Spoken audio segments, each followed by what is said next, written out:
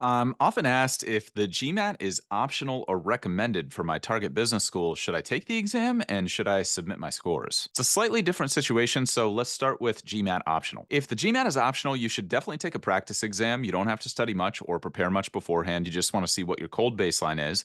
And then you want to look at where you're starting and what would be a compelling score for that particular school. Based on the gap between where you're beginning and what a compelling target would be for that school, let's call that the median for that school, you can calculate about how many study hours you'll probably need to reach your goal. On average, let's call that about 3 hours for each 1 point gain you want to make on your score. So if you need a 100 point gain to make a compelling case with your GMAT score for your target school, then you want to ask yourself, what does it look like for me to invest 300 hours into this process? If you have the time, then that median GMAT score will definitely help your case. If you can score above the median, even better. Now, this becomes more valuable and more important if you have some deficiencies in your application, such as a low undergraduate GPA, coming from a non-quantitative background, such as a career that doesn't deal with quant very much, or an undergraduate major that doesn't deal with quant very much at all. Example of a major might be like philosophy or English or literature. A non-quantitative job background might be something like human resources or maybe something creative like filmmaking or advertising. If you're in those situations and you have the time to get a compelling quant score on your GMAT, that will definitely help your admissions case. So that's for GMAT optional schools. If the GMAT is recommended, then basically everything I just said becomes more important and more valuable. Now, if you don't have time to prepare well for the test, or your initial baseline means you're going to have to spend tons and tons of time studying for the exam that you don't really have, but there's a strong reason to apply within the current application cycle, then that might be a situation where you would just avoid the exam, submit the best application that you possibly can, and see what the schools tell you. And if you have to reapply and study for the GMAT, then that's not that big of a deal. If you're in a similar situation and you have questions that I haven't addressed here, just shoot us a DM or a comment below, and we'll be happy to help.